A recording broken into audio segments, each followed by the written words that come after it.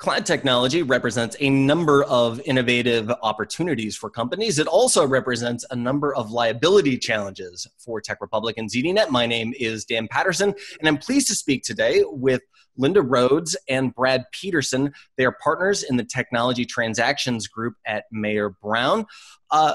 Linda, I wonder if you could contextualize the challenges that the GDPR presents for not just data storage, but legal liability for companies.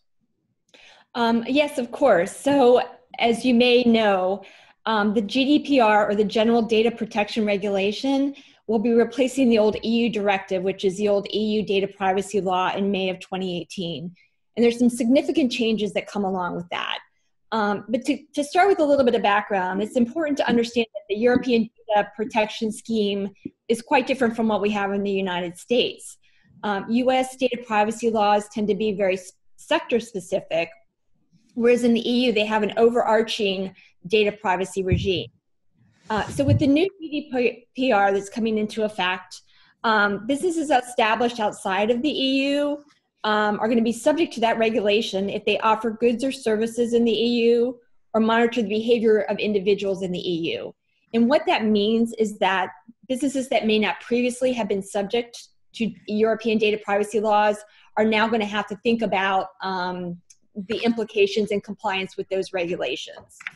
There's other important things that are coming into play in terms of the notification requirements, how quickly you need to notify data subjects should there be a breach of their private data. So that means companies are going to have to contract around that, ensure that the protocols are in place to adhere to that.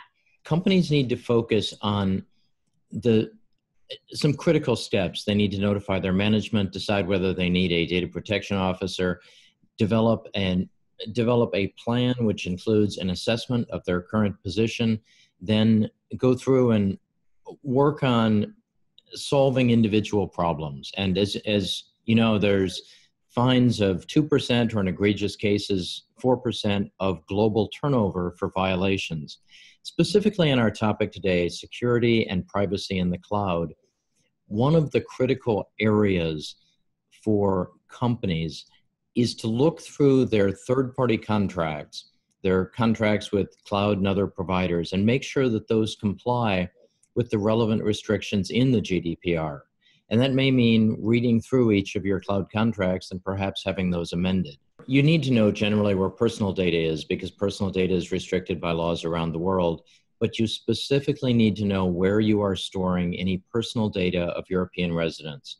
Ideally, you would have a data map and know exactly where that data is stored. If that is stored with a cloud provider, and if there's a way ideally you could take it away, take it off of that cloud provider's system. So if you're using a low security cloud, just take it off and move it to a higher security cloud. Then with the cloud providers that you believe that you need to work with, go to their websites and click on the site called Security or GDPR Compliance. And if you go to a site like the Microsoft Azure cloud site, you'll find considerable resources and about what you need to do to be compliant as the user of the Azure cloud and what Microsoft has already done for you. And I cite Microsoft because they're a formidable force in the industry, but each of the major cloud providers will have similar data available for you on their websites. It's important also to note that in a cloud solution, it's a one-to-many solution. So you have providers that have developed something that's designed to meet the needs of multiple customers. So your cloud provider is not going to customize or has little flexibility to customize their solution for a particular customer. So there is, it is incumbent upon the customer, the business, to look into these types of things. It's also important to understand that sophisticated providers may have different types of solutions. So as it always comes back to what is the nature of the data that's going into the cloud, once you know that, you can look to whether it's a Microsoft or AWS or whoever it may be, and look at their basic cloud solution and what their add-ons might be that you can add to your solution to meet your particular needs. 2% of your global turnover, your total global revenues, are at risk for fines on a per incident basis for a violation of the GDPR. And if it's an egregious breach, a willful breach, that number goes up to 4%. One of the changes that's coming with GDPR is this much shorter notification requirement. And so there's all sorts of costs associated with if there is a data breach, notifying your customers.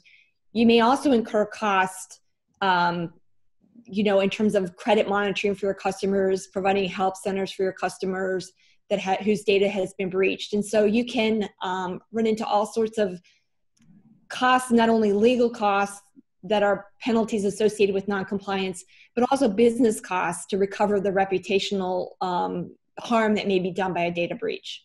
If you are doing a strategic combination with anybody at this point, you have to take that risk into account. So merger and acquisition due diligence, as you mentioned, is a great example.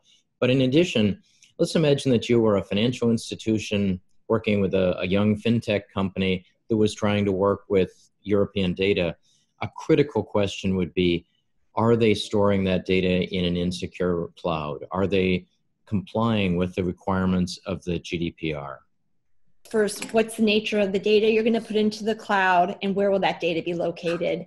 And it's really important to understand that the location of the data doesn't just mean where is it sitting at rest or where is it being stored. It also means from what locations is it being accessed. So for example, if you have data sitting in a server in the EU, but it's being accessed outside of the EU, that's a data transfer. And there's regulatory requirements that you have to comply with and build into your contract in order to do that properly. Brad, do you have some tips to add? You should consider not only the European GDPR, but your global data security program. And it goes in a few phases. The first is to do a general assessment. The second is to have a written information security program. And regulators around the world are focused on the question of, have you thought about the problem? And then have you identified a way to solve it with a written information security program? And part of that should be what we call a data breach response plan, which is the plan that you implement if there is a data breach and you do need to handle the public relations, the liability, and the other adverse impacts of a data breach. And then with respect to your cloud contracts specifically, you should look at how they fit with your written information security program, which might include things like making sure that data does not flow into insecure clouds. And you should make sure that they fit with your data breach response plan. For example, do you have terms and conditions in your cloud contracts requiring notification in a timely manner based on the laws to which you are subject? And those laws may depend on, in the United States, on your industry sector. Healthcare has different regulations than you might find in, for example, financial services. Depends on the states where you are located. And around the world, there are different requirements. So as you assess and you understand what your requirements are, and you built your written information security program and your data breach response plan, you flow that down into your cloud contracts. Then finally, you monitor the performance of your contractors on an ongoing basis to make sure that they can continue to comply with the obligations they've taken on. It's not enough to have a contractual requirement. You need to follow up, you need to audit, you need to make sure.